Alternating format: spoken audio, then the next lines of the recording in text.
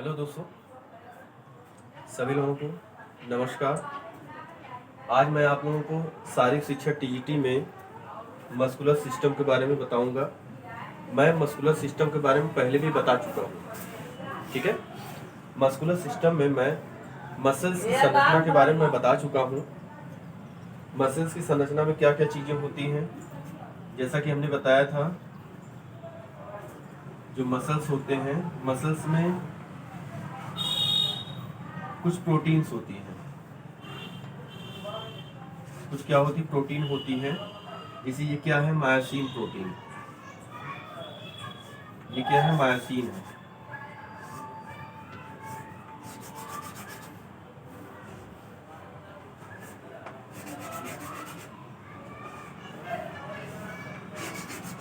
हमने पहले बताया था ये क्या है, मायोसिन।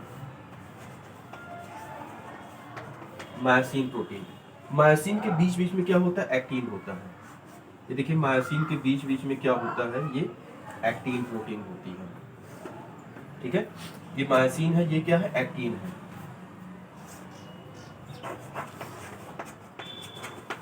इसी तरीके से क्या होता है, इसी तरीके से पूरा ये होता है।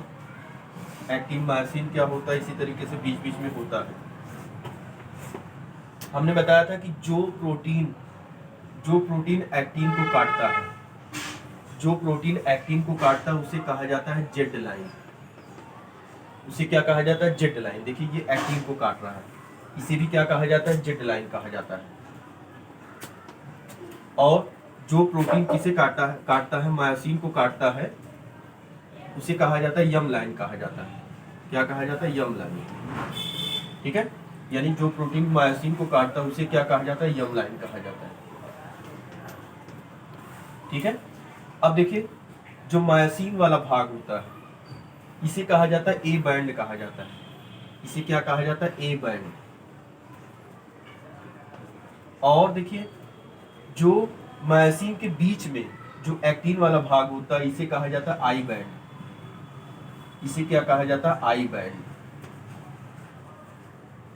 ए बैंड को an isotropic band, I band को आइसोट्रॉपिक बैंड कहा जाता है। अब देखिए, यहाँ पे देखिए, इसमें डार्क बैंड कौन होगा, जो ए बैंड होता है ये क्या होता है, डार्क बैंड होता है। क्योंकि इसमें मायोसिन एक्टिन दोनों होता है, इसलिए क्या होता है, ये डार्क बैंड होता है। और जो आई बैंड होता है ये क्या होता है, लाइट बैंड होता है। ये क्या है, लाइट बैंड। लाइट बैंड होता है आई बैंड, और ए बैंड क्या होता है, ये डार्क बैंड होता है। अब देखिए, दोनों के बीच में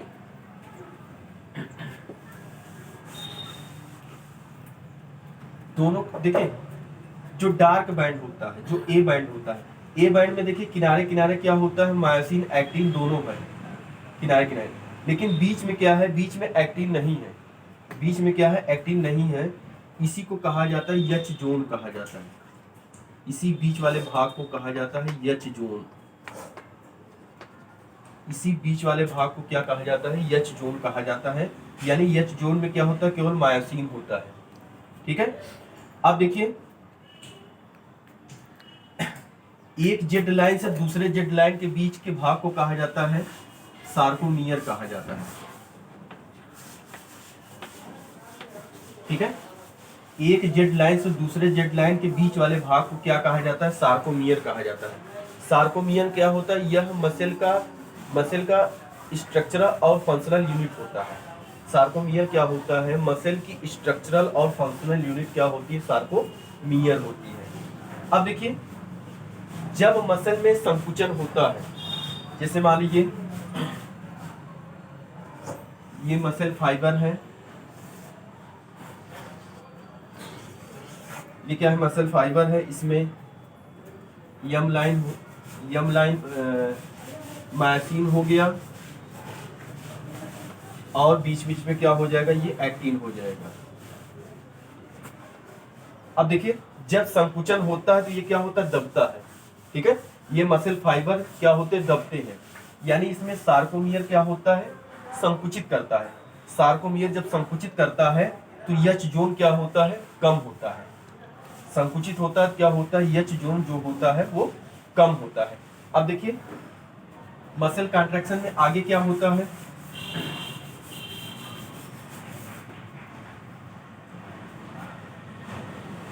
देखिए ये क्या है, मायोसिन है।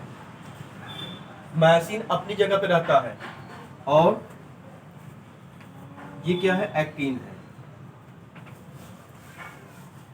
एक्टिन, मायोसिन अपनी जगह पे रहता है, जो एक्टिन होता है ये मायोसिन के ऊपर क्या करता है, आके जुड़ता है। देखिए क्योंकि जो मायोसिन होता है, मायोसिन में कुछ बाइंडिंग साइट्स होते हैं, एक्टिन बाइंडिंग साइट होता है और यहाँ पे देखिए इस तरीके से इसमें भी क्या होता है, बाइंडिंग साइट होता है।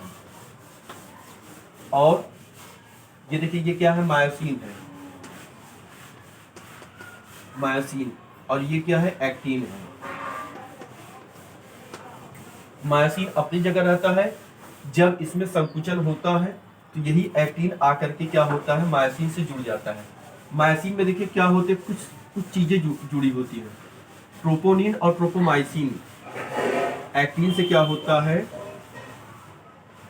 ट्रोपोनिन और ट्रोपोमाइसिन, ये देखिए ट्रोपोमाइसिन, ये जुड़े होते हैं। देखिए जैसे ही कोई मसल में कोई संवेदना आती है, जैसे मसल को मान लीजिए कोई मसल, मान लीजिए मसल को कोई चिकोटी काटा या हाथ को कोई चिकोटी काट लिया, तो उसके बाद क्या होता है कि वो संवेदना हमारे ब्रेन तक पहुंचती है। ब्रेन तक पहुंचती तो उसके बाद क्या करते हैं हम, चाहे अपना हाथ हटा लें या उसको एक थप्पड़ मार दें, दोनों में से जो करना होता है हम अपने अनुसार करते हैं। तो क्या होता है, जैसे ही संवेदना ये मसल फाइबर तक पहुंचता है, मसल फाइबर तक संवेदना कैसे आती है, जो तंत्रिका कोशिका होती है, तंत्रिका कोशिका से क्या होती है, जैसे कोई चिकोटी काटा तो उसकी संवेदना तंत्रिका कोशिका से मसल फाइबर तक आया। जैसे ही मसल फाइबर तक आता है तो तुरंत क्या होता है, इसमें जो एंडोप्लाज्मिक रेटिकुलम होता है, इसमें जिसे सार्कोप्लाज्मिक रेटिकुलम कहा जाता है, सार्कोप्लाज्मिक रेटिकुलम,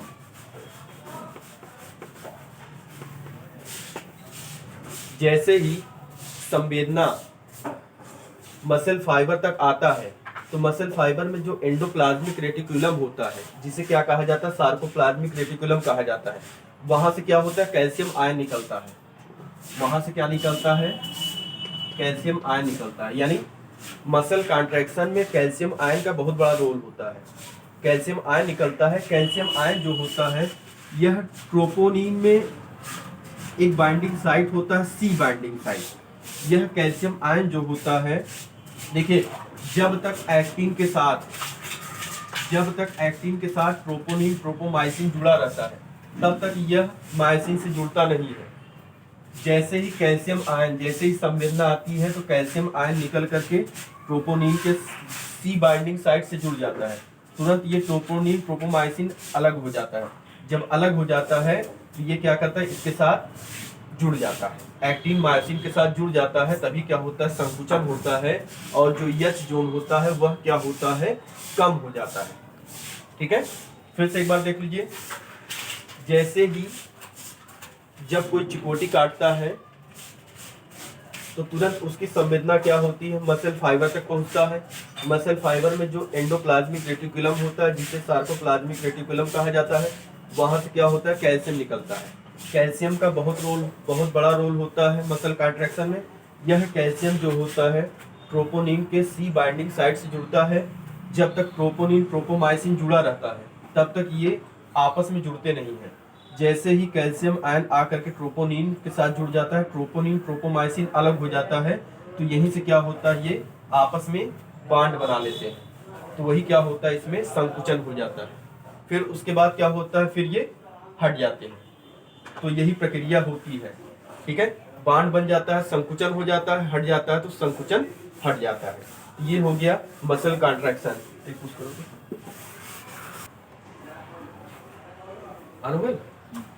अब मैं आपको बताऊंगा red muscle fibre and white muscle fibre. Red muscle fibre क्या होता है, व्हाइट मसल फाइबर क्या होता है। तो देखिए जो रेड मसल फाइबर होता है, इसे कहा जाता है स्लो ट्विचिंग मसल।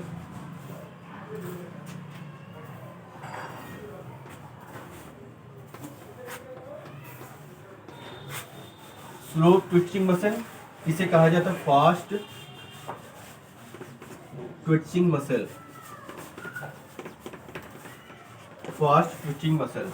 देखिए जो रेड मसल फाइबर होता है इसमें क्या होते हैं, मायोग्लोबिन होता है, इसमें क्या होता है, मायोग्लोबिन होता है, मायोग्लोबिन होता है, जिसके कारण क्या होता है, ये रेड होता है, और इसमें मायोग्लोबिन नहीं होता है। और देखिए इसमें क्या होता है, माइटोकॉन्ड्रिया की संख्या ज्यादा होती है, इसमें क्या होता है, माइटोकॉन्ड्रिया की संख्या ज्यादा होती है, और इसमें क्या होती है, माइटोकॉन्ड्रिया की संख्या कम होती है। देखिए यह धीरे धीरे काम करता है, लंबे समय तक काम करता है। जो रेड मसल फाइबर होते हैं यह धीरे धीरे काम करते हैं, लंबे समय तक काम करते हैं। व्हाइट मसल फाइबर जो होता है यह तेजी से काम करता है, कम समय के लिए होता है, तेजी से काम करता है, कम समय के लिए होता है। इसमें मायोग्लोबिन नहीं होता, इसलिए क्या होता है, ये व्हाइट होता है। इसमें मायोग्लोबिन होता है, इसलिए क्या होता है, ये रेड होता है। और इसे स्लो ट्विचिंग मसल फाइबर, और इसे क्या कहा जाता है, फास्ट ट्विचिंग मसल फाइबर इसे कहा जाता है। ये हो गया रेड मसल फाइबर और व्हाइट मसल फाइबर, ये हो गया।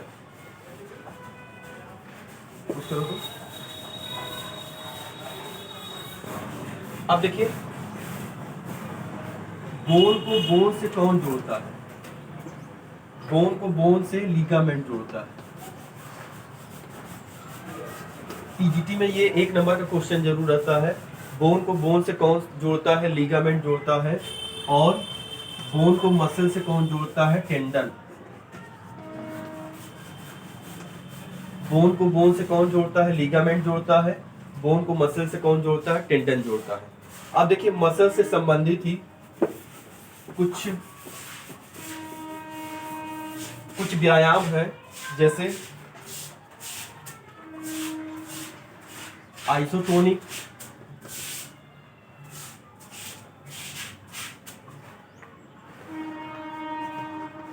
Isometric, isotonic, isometric, isokinetic.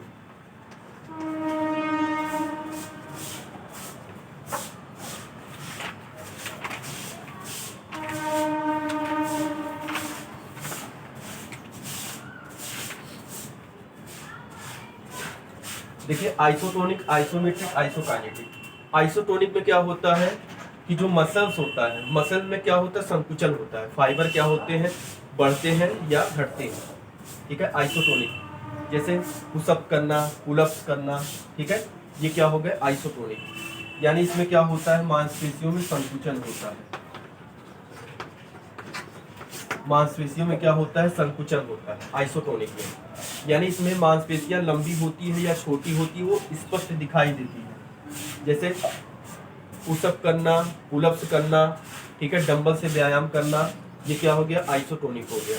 Isometric में क्या होता है, इसमें मांसपेशियां जो होती है वो क्या होती है, न बढ़ती है न घटती है, स्थिर रहती है। यानी इसमें संकुचन दिखाई नहीं देता है, जैसे दीवार को धक्का देना, ठीक है। तो आइसोमेट्रिक हो गया। आइसोकाइनेटिक में क्या होता है, दोनों आ जाते हैं।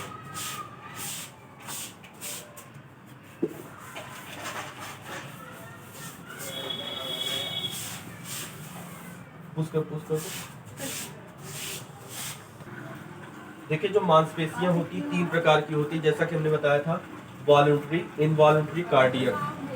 वॉलंटरी मसल जो होता है ये क्या होती है, ऐच्छिक पेशियां होती है, हमारी इच्छा से काम करती है।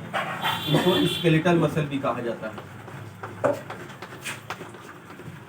स्केलेटल मसल भी कहा जाता है, या इसे रेखित पेशी भी कहा जाता है। यह क्या होती है, हमारी इच्छा से काम करती है, जैसे जो हमारे बोन से जुड़ी होती है, ठीक है, वो क्या है, वॉलंटरी मसल। इनवॉलंटरी मसल अनैच्छिक पेशियां, क्या होती है, अनैच्छिक पेशियां, या इसे कहा जाता है स्मूथ मसल। स्मूथ मसल यह निरंतर काम करती रहती है। यह हमारे जो इंटरनल ऑर्गन्स होते हैं, डाइजेस्टिव सिस्टम हो गया, रेस्पिरेटरी सिस्टम हो गया, उसमें क्या होते हैं, इनवॉलंटरी मसल होते हैं। कार्डियक मसल जो होता है यह हमारे हार्ट में होता है। कहाँ होता है, हमारे हार्ट में कौन सा मसल होता है, कार्डियक मसल होता है। बंद कर दो।